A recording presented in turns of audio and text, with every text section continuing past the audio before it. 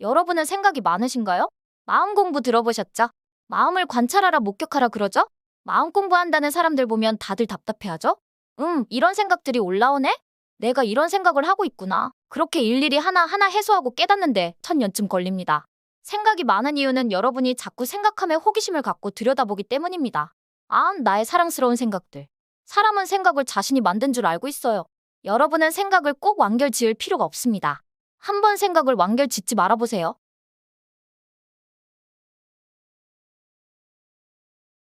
마음에 생각하고자 하는 강한 욕망이 느껴지시나요?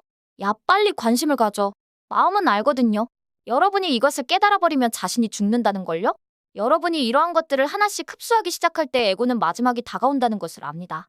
결국 에고는 광적으로 새로운 근심, 걱정, 죄책감을 지속시키려고 해요. 어떻게 그렇게 하냐고요? 모든 것을 정치화하고 도덕화하고 이상화하고 가정화하고 낭만화하고 드라마화하고 재앙화하고 감정화합니다. 그리고 모든 게 어떻게 되어야 한다고 이론화하고 합리화하고 그걸 공상하고 유화화하고 이성화하고 정신화합니다. 그리고 이 모든 정신화를 매력화합니다. 방해하지 마. 난 생각 중이야. 생각 좀 해볼게. 넌 이것에 대해 어떻게 생각해? 난 너가 이렇게 해야 한다고 생각해. 그냥 사람은 코미디언들입니다. 어떻게든 사람은 자신이 이성적인 척합니다. 이제 모든 걸 희생자화하고 악마화합니다. 생각에도 에너지가 있는 건 다들 아시죠?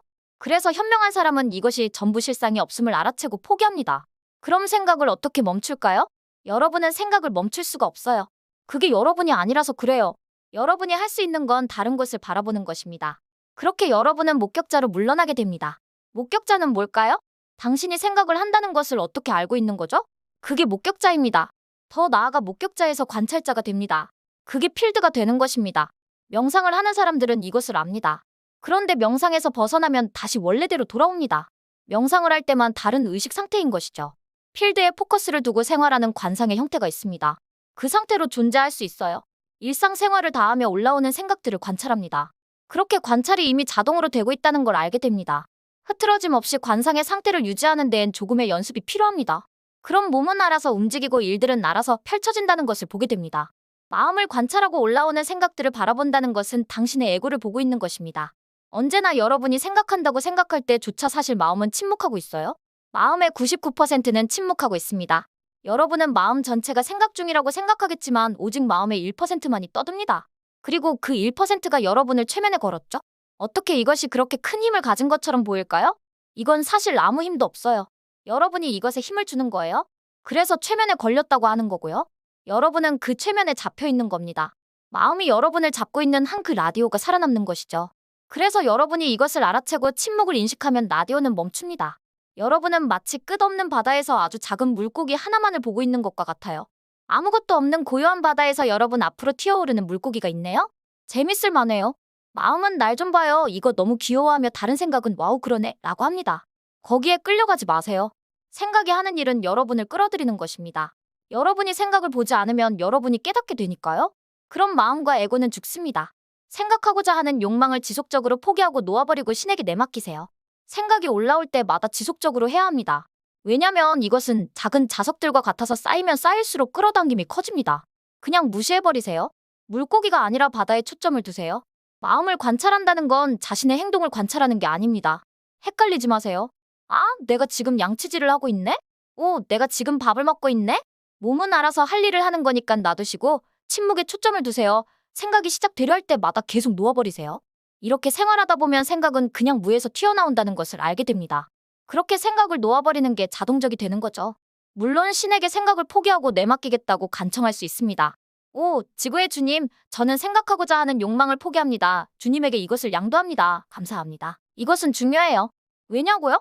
여러분의 모든 괴로움이 그 생각 때문입니다. 사람들은 모든 것에 대해 의견을 갖고 있습니다. 모든 의견은 생각의 나르시시즘으로부터 작동합니다. 당신은 거기에서 자기애적 탐닉을 봅니다. 의견은 어떠한 것에 자신의 위치를 갖다 붙여 내가 옳다라는 에고의 단물을 착즙합니다. 당신의 생각엔 절대로 중립이 없습니다. 그리고 에고의 지각에 기반한 그 생각들은 실상이 없습니다. 그러니 진실로 중요하지 않은 것입니다. 그것이 틀려서가 아니라 아무 가치가 없기 때문에요. 그것이 전혀 가치가 없기 때문에 결국 당신은 모든 것에 대해 코멘트를 다는 것을 그만두게 됩니다. 마음을 관찰하며 에고의 생존 방식을 이해하면 다 끝납니다. 마음과 에고는 여러분을 항상 비웃고 있어요. 헐, 내가 사랑하는 이 마음이? 내가 사랑하는 이 생각이? 네, 좋은 생각도 사랑스러운 생각도 다 존재의 기쁨을 가리고 있는 마음의 생존 위장입니다. 에고와 마음이 사라지면 사랑과 행복과 기쁨만 남아요. 영성에서 말하는 에고는 심리학에서 말하는 에고와 다릅니다. 여러분을 판단하는 그 슈퍼에고 같은 것들이요. 물론 심리학은 선형에서 꽤 도움이 됩니다. 똑똑한 에고가 되는 거죠. 쟤는 MBTI가 I니까 이렇게 해주면 좋아하겠다. 이제 자신이 MBTI라고 믿고 있는 그 사람은 당신의 행동에 좋아하겠죠. 근데 비선형에서는 필요 없어요. 여러분은 190에 있는 사람과 있고 싶으세요? 아니면 500에 있는 사람과 있고 싶으세요? 500대를 매력화시키는 게 아니에요. 500은 아무것도 아닙니다. 500에서 올라갈수록 점점 바보입니다. 바보가 아닌 이상 그 사랑스러운 나의 생각을 포함해 아끼는 내 감정까지 어떻게 모든 걸 포기하나요? 에고의 저항을 뚫고 내가 옳다의 쾌감 등 허무함이라는 자기연민 같은 모든 것을 내맡길 수 있으시겠어요? 바보가 아닌 이상 이런 거 안 합니다. 차가 없어졌군. 괜찮아. 신에게 내맡기는데 딱 1초 걸립니다. 이게 500대입니다. 그 어떤 외부적인 일 자신이 아닌 다른 것에게 내면의 기쁨을 가로막을 권한을 주지 않습니다. 그들은 당신에게 이래라 저래라 안 합니다. 그리고 며칠 후 누가 차를 찾아줍니다. 한국에 도착했을 때 혼자 심리상담을 받으러 간 적 있습니다. 혹시 이 사람들은 내가 경험한 일에 대해 알 수도 있을지도 몰라라고 생각했습니다. 내가 궁금한 건 황홀경에 대한 것인데 그 사람은 자꾸 삶에서 무슨 일이 있었는지 에고의 단물을 착즙하게 만들었죠. 그때 저는 그런 거 모르는 멍청이였습니다. 근데 내적으로 불편함을 느끼곤 있었죠. 오, 세상이 빛났어요. 그리고 가족을 용서했어요. 라고 말했더니 너는 분명 무슨 외상 후 모시기 아무튼 이상한 빛까지 보고 심각해 보이는군요. 그리고 수백 개의 질문이 있는 종이를 작성하라는 숙제를 받았죠. 가끔씩 불안하다. 오케이. 가끔씩 몸이 떨린다. 이것도 오케이. 가끔씩 배가 너무 고프다. 이것도 당연히 오케이. 책상에 앉아 이걸 하고 있는데 엄마가 오늘 어땠냐고 물어봤습니다. 엄마, 상담사가 그러는데 내가 지금 정신이 나갔대. 엄마는 도움이 필요해서 찾아온 사람한테 그딴 소리를 하는 상담사가 어디 있냐고 화를 냈습니다. 아, 엄마의 그 말이 그 에너지가 저를 그 자리에서 치유했습니다. 사랑은 뭔가요? 사랑은 모든 것을 치유하는 에너지입니다. 치료와 치유는 다릅니다. 의사의 의식 레벨에 따라 환자의 상태도 달라집니다. 저는 500 이상의 심리학자가 아닌 이상 저를 상담하게 두지 않을 겁니다. 출근하고 퇴근하고 자고 늙고 죽으면 끝인 삶보다 차라리 삶의 진실이 이렇다라는 게 훨씬 더 재밌지 않나요? 물론 아래에서 보는 세상도 재밌었습니다. 괴로웠지만 아주 가끔씩은 즐거웠습니다. 그런데 위에서 보는 세상이 더 재밌습니다. 즐겁고 행복하고 아름답습니다. 감사함에 눈물이 날 때도 많습니다. 그럼 옆에서 물어봅니다. 너 왜 울어? 아, 저 나무가 아름다워서. 그냥 저 나무가 아름다워서 행복한 겁니다.